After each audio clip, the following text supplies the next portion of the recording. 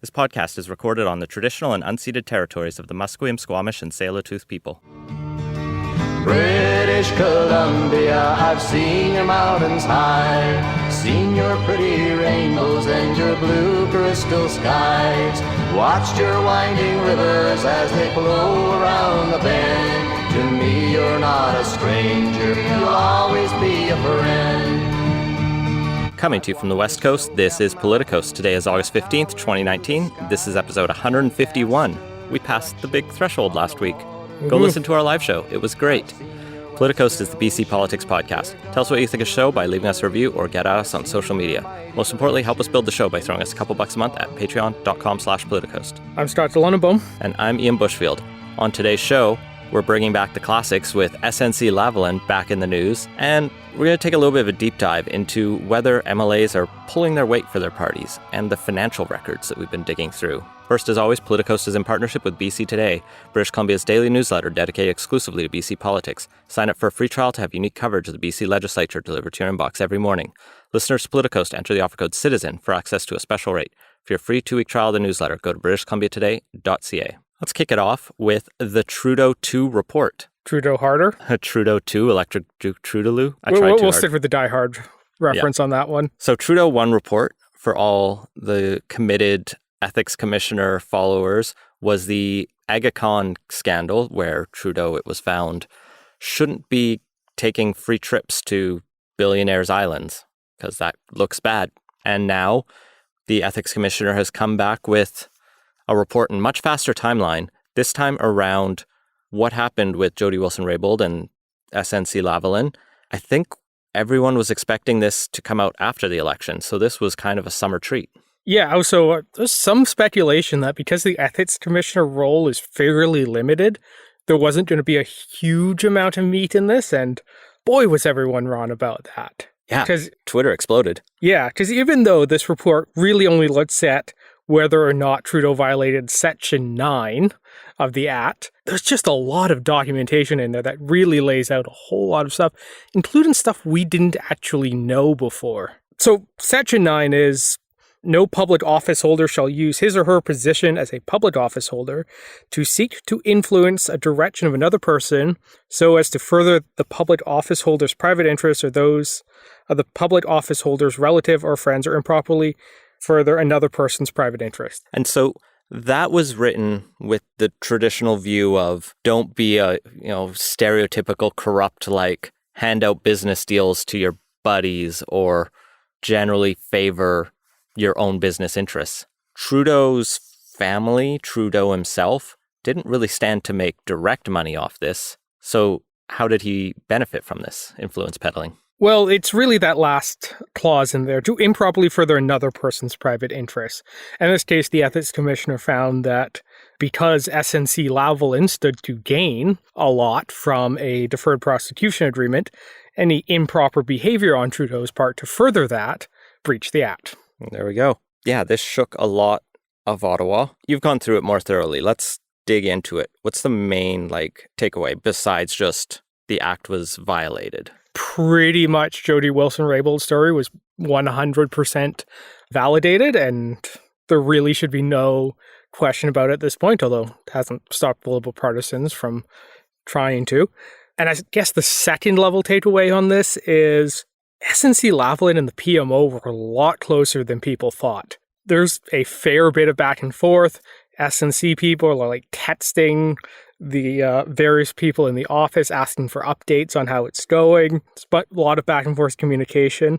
It turns out that the deferred prosecution agreement, the idea of that originated with SNC Lavalin. I think we might have had some we got the idea that that was probably the case, but this confirms it. And they were apparently not happy when things didn't go that way.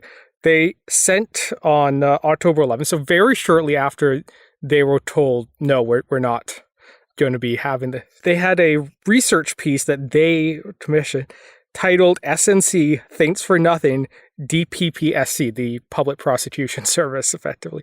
Which is a much better title than the Trudeau 2 report, to be fair. Credit to their researchers for that. That is salty to be just sent into the PMO's office. Thanks for nothing, guys. And that's something that I think shocked even Jody Wilson-Raybould. I think she came out publicly and said, I didn't know that the level of back and forth with PMO was this deep. I had a sense of stuff happening, but that really friendly terms, like why are we facing this punishment? Can't you get us out of it, dude? Reading this report, you really get the sense that like there was a team, and that team was the PMO and SNC working together, and then there's the Attorney General. And also, at various points, SNC is preparing documents and like presentations to make in terms of this is why we should have a deferred prosecution agreement. It turns out like the Ministry of Finance was assisting them, and as well as the PMO. So like the level of friendship here and closeness was, I think, shocking to everyone. Well, and from there you get glimpses at some of the different challenges faced throughout the story. One of the things the Gerald Butts and Prime Minister story in the spring really leaned on was this. Jody Wilson-Raybould wouldn't even accept a second opinion on this, or wouldn't even seek outside opinion on this question. And they had talked about, we'll get Beverly McLaughlin to write you a piece. What did this report have to say about that line of inquiry? So it turns out they'd already had started reaching out for second opinions before raising that, which is kind of sketchy in the sense that they wanted a second opinion, but only if it was a vetted second opinion. But also interestingly was that when the former Chief Justice was reached out to, she didn't think she could actually render an opinion because she gave up her legal license, I guess, when she retired and is no longer a lawyer. Which is interesting. I guess she did just do the report for here in British Columbia on the expense scandal, which we'll actually come back to in quick takes, but that wasn't a legal opinion. That was more of just a review of the procedures and did people follow policies. But I guess Beverly McLaughlin has the right to enjoy her retirement and not continue holding her professional accreditation. Which not all Supreme Court justices have taken advantage of because, as we've mentioned several times, former Justice Frank Iacobucci has been retained by SNC Lavalin, as well as the Government of Canada for other stuff, as well as that he had reached out to another former Supreme Court justice to get an opinion for his opinion, former Justice Major, a good name, on whether the failure of the Director of Public Prosecutions to provide reasons for not inviting SNC Lavalin to negotiate was unlawful. That's two former Supreme Court justices dragged into this already. Neither of whom really talked with the Attorney General. No. So there was definitely a lot more going on behind the scenes than even Jody Wilson-Raybould was worried about or knew about, and she knew enough to be pretty worried about the level of influence peddling. One of the defenses Gerald Butts also brought up was this distinction between kind of the appearance of influence, of exerting influence, and the actual political or actual interference. Yeah, and Trudeau raises a similar point at another part of his testimony. Neither of them really seem to get that the appearance alone is enough for it to be political interference, basically. Like, yeah, it's worse if you're actually interfering, but you still should not be doing even something that's perceived to be it, because that also undermines confidence in the justice system. And the other thing I think I saw in there that was pretty damning as well for the PMO is the Ethics Commissioner actually struggled to get information out of the Privy Council office. And at least 9 of the witnesses testified that they had more to say but couldn't because they were bound by cabinet confidentiality. Trudeau had to know that wasn't going to look good and that was going to come out. Like, to call an ethics inquiry into yourself, but then not be forthcoming with the evidence that it's called for. Yeah, so he actually didn't call it. So at the start of the report, talks about how 2 NDP MPs, one of whom was Nathan Cullen, the other one I can't quite recall at the moment, had written to the Ethics Commissioner being like, hey, we think this violates this section of the Act. The Ethics Commissioner said, actually, it doesn't. What you're alleging here doesn't even violate it, even if it's all true.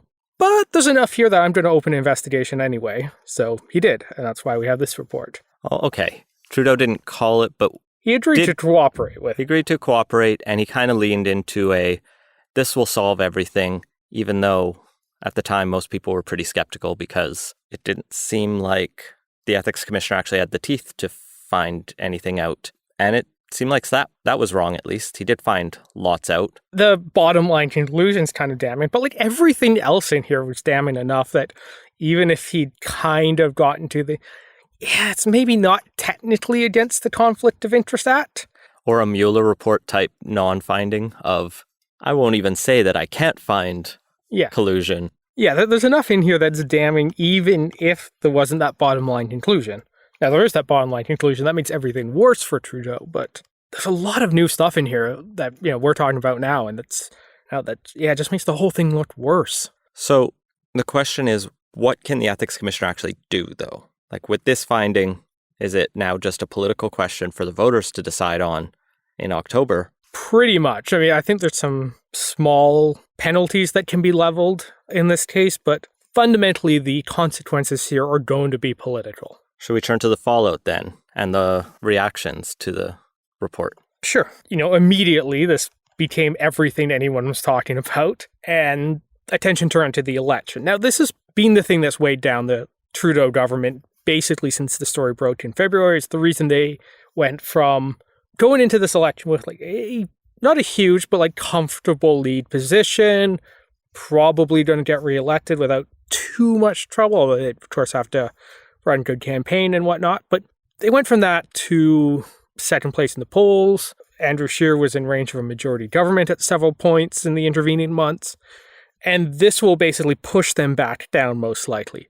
Now, on the other hand, it is middle of August, which besides from the couple of weeks around Christmas is probably the point in the year where Canadians pay the least amount of attention. So if you have to break a bad news story within 3 months of an election, this is probably about as good a time as you can hope for. Well, like we've said many times, at every step, the Liberals seem to always take the most ham-fisted way and least effective way of killing this story. It's why it dragged out for 3 months at the start of this year.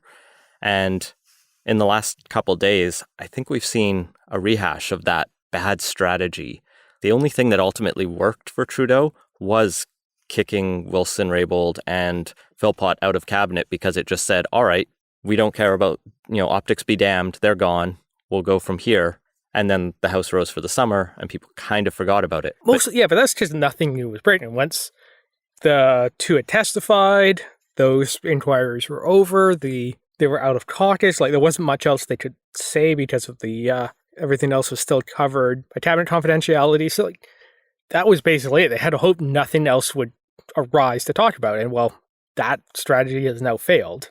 And so it seems his strategy instead has been to accept the findings of the report, acknowledge he needs to take responsibility for it, but staunchly not apologize for it. Specifically, even today, he was asked whether he will still not apologize. And he says, I'm not going to apologize for standing up for Canadians' jobs because that's my jobs. Which is, as we talked about, pretty bullshit, because the number of engineering jobs in Canada is pretty much determined by how much engineering work needs to be done, not by which contractors are getting the work.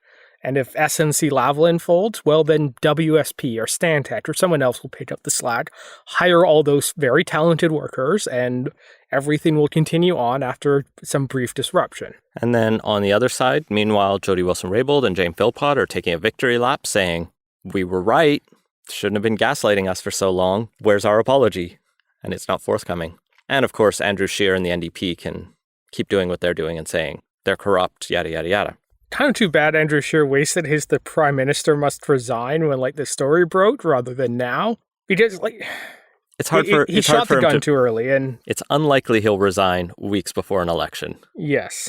This is pretty damning, but it's at this point the Liberals' best strategy probably is to write it out. Maybe not with we did nothing wrong. Short apology might actually help this thing go away, but it's not great. And of course, Andrew Scheer is just generally pretty terrible at doing anything but the most hackneyed, oh, look how terrible Trudeau is lines, where if we had someone good in the leader of the opposition role who could really prosecute the case, basically I'm asking, where the hell's Thomas Mulcair when you need him to really go after Trudeau on this one? It would actually be a lot more effective, I think. Well, and the other thing the Liberals have decided to do this week, or the government technically, was release the other report that everyone had forgotten about, or at least I had, where they had commissioned former Deputy Prime Minister, I believe, and longtime Liberal MP, also former Attorney General and Minister of Justice. They asked Anne McClellan to look at, should the role of the Attorney General and Minister of Justice be pulled apart to help prevent some of these mix-ups and confusions, as the government might put it. And the report, which was concluded on June 28th and handed to the Prime Minister's office, sat on a shelf until a couple hours after this ethics report came out. Well, yeah, they said they weren't going to re-release it until after the ethics report. And it turned out that meant about 2.5 hours, I think. Which, like, I don't even know why they bothered. Like, it didn't help deflect it all from the story. There wasn't really anything there. I mean, it's slightly bad that they're not actually going to be taking any steps from this, because that was the big speculation was, maybe the real thing we need to do to fix this situation is separate the two roles. That was one of their main deflections of, it's a structural issue of how the Attorney General, Minister of Justice portfolio is set up. But if they're not even doing that now, what's the point of this? And they could have just held off a couple more weeks, wait for the writ to drop, and then everyone would forgot about it because the government wouldn't be releasing reports mid-election. Yeah, McClellan's report basically concludes, keep the status quo, just, educate MPs and government ministers a little bit more on the importance of this role, and maybe introduce a new special oath for the AG to really highlight how unique a position that is. Which, if Anne McClellan had read this report, the Trudeau 2 one, I'm not sure she would necessarily agree with that, because one thing that comes up time and time again is Jody Wilson-Raybould or someone on her staff saying, no, this is inappropriate, stop doing this, we've been over this several times now, stop trying to pressure us to change this. That clearly didn't work. So would another couple pages in people's incoming briefing binders when they come in, or a short seminar on don't pressure the Attorney General really have helped in this one? So another chapter in the ongoing SNC Lavalin, or as I saw someone wish it was called, the SNC Lava Life affair on Twitter. I thought we'd agreed it was L'Affaire Lavalin or something. There we go. Will this story keep going through the election? Jody Wilson-Raybould's book is still yet to come. Especially if there's something juicy in there, yeah, I think so. This story is being particularly damaging because it's a quintessential Liberal scandal of corruption involving a large Quebec business. It confirms all the worst narratives people have about the Liberal Party, so it has a lot of staying power because of that. I think it does give an extra boost to Jody Wilson-Raybould herself in her independent bid for Vancouver Granville as a seat to hold. Just this week, the Liberals officially nominated Talib Noor Mohammed as their candidate there. He was a previous Liberal candidate, I think, in North Van. Yes. And then briefly his name was floated during the Vancouver municipal election. Well, it wasn't so much floated as he announced he was running, but stepped aside for health reasons partway through. That was before they selected Vancouver. Ian Campbell, who then also stepped aside for other reasons. So not a strong political record. That's not to say there's any flags there, but he's now running against a national figure. So it'll come down to the voters of Vancouver Granville whether Team Liberal is more important or yeah, that whole Jody ride is going to be a giant wild card. So be interesting to watch on election night. I suppose the only other thing that's probably worth discussing here is, we mentioned this earlier, but the Supreme Court justices sure seem to come up a lot in this and other places. And maybe the report we should be having the government commission is what should happen to a Supreme Court justice when they retire. Should they be taking on large corporate clients who are being criminally charged by the government of Canada while also working for the government of Canada on other legal matters? Also no. They get a very generous pension. I was looking this up earlier. So they get if they serve 10 years on the court, they get 2/3 of their salary. And starting salary for a Supreme Court justice is $373,900 a year. Their pension, they're still making more money than the Premier of BC for the job of not being on the Supreme Court anymore. And that's not even counting a lecture circuit or book deals or anything else they want to do with their time. Yeah, they have a generous pension, they've served their country fine on the Supreme Court and everything. Maybe it's okay, and it's not going to adversely affect them if they just don't practice law after they leave the Supreme Court, or they take on a position at a law faculty or something. But maybe we need to start putting in some barriers here so that being on or former Supreme Court justices don't become policy legitimizers for hire. I thought you were almost going to suggest we create a little island or designate an island where we just kind of push them all out. And I was like, that's going to be too far, Scott. We can't push them out to sea. They're smart, bright contributors to our country. I agree, some limits on their subsequent activities.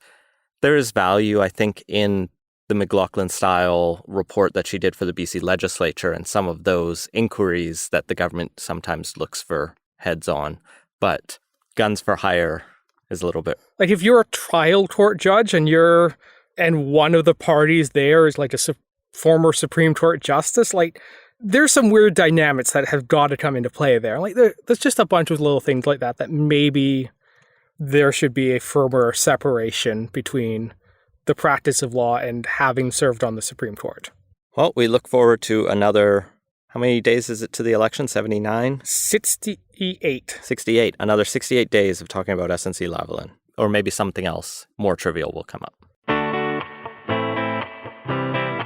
Moving on to segment 2, Quail's Gate. A couple weeks ago, we discussed, just as it was breaking really, that MLA for Kelowna West, Ben Stewart, had stepped out of the Liberal Party because there were some irregularities regarding donations. Thought we'd circle back and kind of touch on what's happened since then. So a constituency assistant has alleged that they were required to donate the maximum amount to the BC Liberal Party on Stewart's behalf. All of this comes pretty much from Ben Stewart and like brief comments he's made to either the Vancouver Sun, he's got an interview with Rob Shaw, or else donation records on the BC Elections BC website. So he claims the constituency assistant is making these allegations that the normal practice is often in politics that the MLA donates the max.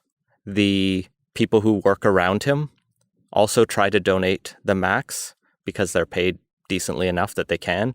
And as you get down the ranks, that loosens a little bit. The BC NDP have been very strict on this because they've never had as much corporate union money as the Liberals, and it was a way to make sure that they were ready for when the rules eventually changed, because they were always heading that way. So the confusion here in Kelowna West seems to be whether or not Ben Stewart told his constituency assistant to make the donation under his name as opposed to under their own name. Why he couldn't donate himself is unknown. Going through the records on Elections BC's website, you can see that Ben Stewart supposedly made a donation of $1,225 on January 31st, 2019. He also was refused a donation of $1,200 that was refunded on June 25th. So Ben Stewart made 2 donations this year, according to the records, and one was exceeding the limit because you can only donate $1,225. So the constituency association assistant supposedly complained to Elections BC about this and then also demanded the money back from the party. And so the party says, we gave it back in March, which raises another question of, can a political party refund a donation made in someone else's name? Because you're not even supposed to do that first one. So that seems like part of the question Ben Stewart is asking Elections BC. Yeah, I don't think you can donate in someone's name. So, like, I believe, and don't quote me on this, that parties are required to refund any improper donations. So, like, I think that actually is the above-board way to handle below-board donations, I guess, to extend the metaphor badly. But well, and each party in its returns lists donations they've refunded, whether it's because they accidentally accepted corporate money, because some corporations just sent a check and then someone cashed it and they went, oh shit, we got to give $80 back to the construction crew across the way that was just trying to be nice. Or people exceed the limits because they forget. If you have a standing donation, you might have just, or gone to an extra gala or something like that. So Ben Stewart also tells Rob Shaw, though, that in addition to this, the individual pursuing this complaint is also sending around accusations along with it, therefore making his life very difficult. And we don't know what those accusations are, but supposedly this disgruntled constituency... probably related to this. Yeah, this disgruntled constituency assistant is spreading shit about Stewart and the Liberals. None of this has named the constituency assistant. I was curious, and so I tried to Google as much as I could. I could find that via LinkedIn, there's someone named Cheryl Dahl who said they were the constituency assistant for Ben Stewart, and then Christy Clark prior to 2014, who then went to work for Quailsgate Winery, which is, of course, Ben Stewart's family's winery, the winery that has also the subject of numerous back and forth donations and good deals with the BC Liberal Party and BC government. Yeah, they do, I think, fairly frequently hold events there. I was looking back at old stories, and Christy Clark announced she would run for that seat after she didn't win Point Grey at the Quailsgate Winery. So she did announcements there, which is fine. You can do that. There was just a very tight relationship between her government and that winery. So Cheryl Dahl was also listed in a January 2019 Kelowna Daily article as Stewart's CA. MLAs usually only have one constituency assistant, so I'm thinking it's her. I can't find any more of her online profile, so I don't know for sure. I don't know what to do with that information other than to just kind of put it out there. I did find that she did donate to the BC Liberals in 2018, because you can look this up. She made donations of $250, which I think might have been to leadership campaigns. They're categorized weird with numbers and not words that humans use. And then she also made a $1,200 donation. So I don't think she exceeded the limit, because you are allowed to give one amount, up to $1,200 to the party and up to $1,200 to like a leadership candidate or something else. So I think that's what happened there, because she didn't get that refunded. She's not made any personal donations to the BC Liberals in 2019. Now, a lot of individuals don't give until the end of the year. Maybe she's left the party. Maybe she's still CA. I don't know. Someone in Kelowna West, go knock on Ben Stewart's office door and see who is working at the desk. It would be curious. That's all I've been able to figure out about this story. I still don't know if it's a big story or anything. I want to know what the accusations are that are going around. I want to know what the smack is being told. What are the rumors? That's what I'm curious about. But I think this raises another question of something that's a little bit more interesting that we've been working on and looking at with some help for a while. And it's just, what are the political parties donating and how is their fundraising doing? And we've talked in the past, and we have a piece on our site that Patrick did a while ago about, how much money does each party actually have in the bank? And it seemed like the BC Liberals aren't doing great. Since then, as far as I remember, the NDP and Liberals have raised about the same amount, and the Greens are struggling. Now, they're a much smaller party, so not really a surprise there. But what's really interesting is when you go through all the records for 2018 and look at which MLAs are donating to their party or not. There are 4 MLAs who did not donate a single dollar to their political party in 2018. Now, remember, an MLA is paid over $100,000. They can afford a little bit. There's also top-ups. So in the BC Liberals, neither Dan Ashton nor Teresa Watt gave a dollar to their party. In the NDP, George Chow didn't donate to his. And the BC Greens, Adam Olsen, didn't donate to his party in 2018. You can dig a little further and look at how many MLAs didn't give under $500. And for the BC Liberals, you can add Ellis Ross, Dan Davies, Ian Patton, and Jordan Sturdy to the list. And Gary Begg of the BC NDP is also, I'm not going to call him a cheapskate, but not maximizing his donation credits. As I mentioned earlier, most parties, or at least the NDP, really want everyone who's tight in the party to give the max. So how many MLAs are giving the max? In the Liberals, it's about half of them. 21 of the MLAs in their party gave less than the max. Some are pretty close, and that's fair enough, but a lot were in the well under range. The NDP only had 9 MLAs who didn't give the full amount, which is 22%, and none of the BC Green MLAs gave the full amount.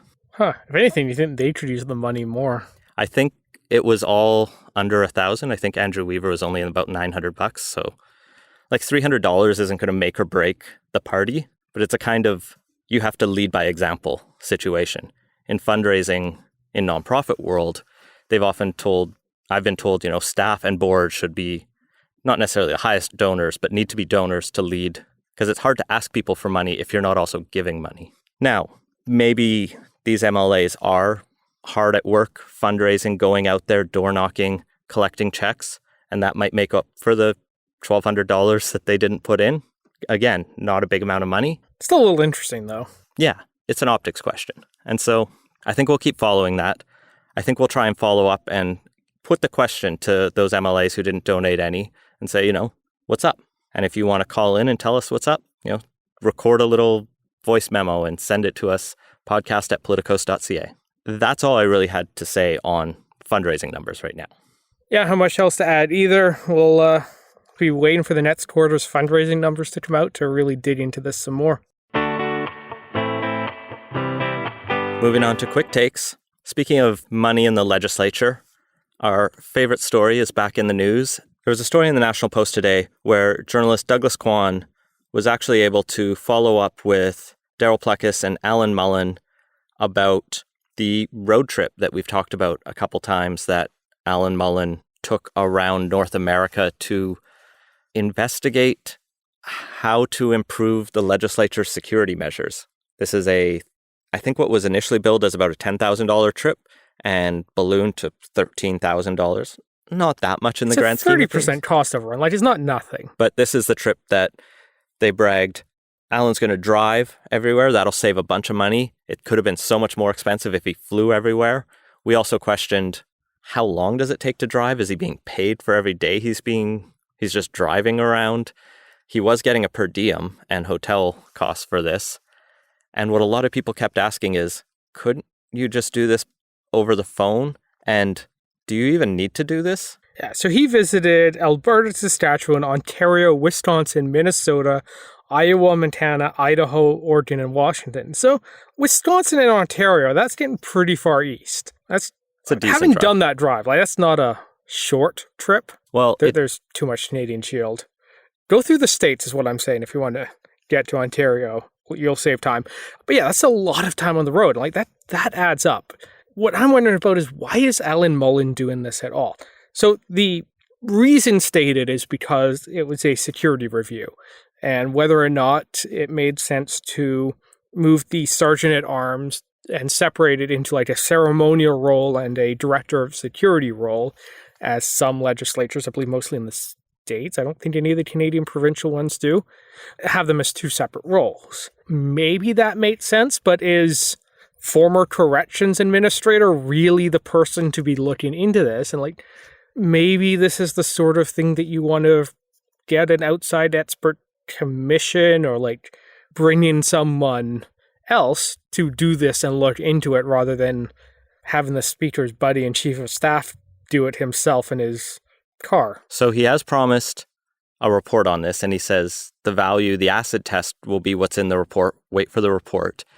And he highlights that it's important that he did this in person because, quote, you don't really get a full feeling for it if you get an email or if it's over the phone. You have a better opportunity to paint a picture when you've gone there yourself. You've taken pictures. I can communicate it better in my report. Okay, so like in-person meetings, like there is value to them often, but like, once again, why is it Alan Mullen doing that, not like an expert on legislative security matters? And I totally agree. And I give a lot of credit to the BC Liberal Jazz Johal for prosecuting this case and coming up with the phrase, Alan Mullen's excellent summer adventure, which is just glorious. And I guess we have to wait and see Alan Mullen's report, because I can't even imagine what pictures are going to be painted in it. I hope he's got a slideshow of his road trip. I'm picturing like Alan Mullen like taking a selfie by like the Nickel in Sudbury and stuff on his road trip. How to defend ourselves from the giant features of Canada. One of those legislatures he passed through might look a little different in a few weeks, as Manitoba has dropped the writ and they'll be going to the polls on September 10th. This had been telegraphed pretty far in advance by Manitoba Progressive Conservative leader and Premier Brian Pallister, who had pretty much said for months the election will be on September 10th, and now it officially will. So it's very likely to be a very boring election. The expectations he's going to win. Manitoba NDP. I'm sure he'll have to avoid going to Costa Rica for the full 5 weeks of the campaign or whatever, which might be new. But people have once spending their entire election in Las Vegas, so true. But it'll be a bit tougher. It's expected that it's going to be a fairly uneventful re-election for Pallister. Yeah, Wab Kinew and the Manitoba NDP are struggling to connect with voters and figure out. It seems to be a common problem for the NDP these days. So we'll see where it goes in a few weeks then. I guess there could be a surprise if the Manitoba Greens come out of nowhere, but even that seems unlikely. Are there even a Manitoba Green Party? There must be. But they're probably fighting for relevancy with the Manitoba Liberals. And finally, sad news in the last couple of weeks, as former Conservative Party leadership candidate and producer of the D Package, which is the best political email ever. Yeah, Deepak Oberoi has died recently, and it's sad. Yeah, he was definitely, I think, a bright spot in the leadership race, and I think made the whole thing a lot more interesting. It wasn't shy about calling out some of the more regressive elements of the Conservative Party at times, which was welcome. He was the first and only Hindu to become an MP in Canada, and at the time of his death, he was the longest continuously serving Conservative Member of Parliament. Now, he was defeated in the first round of voting in the leadership race, so he didn't connect with the rest of the party, but he brought some good ideas forward. My favorite, though, was during one of the debates, he brought a prop, which was a uranium fuel rod to really sell his vision for nuclear power in Canada. And he held it up at one point and waved it around. It's a great Simpsons reference. Yeah, Oberoi was diagnosed with liver cancer, I guess only a few weeks before he passed, so it was a very aggressive and unfortunate way to go. Mm-hmm. Anyway, he'll be missed, and condolences to the family. And that has been Politicos. Find links to everything we talked about at politicos.ca. If you're a first-time listener, make sure to subscribe and let us know what you think. Support the show and get access to our exclusive Slack channel at patreon.com/politicos. And if you have ideas for the show, feel free to send them to us. Our intro music credit is Beautiful British Columbia by Sergeant Plotnikoff. Thanks for listening.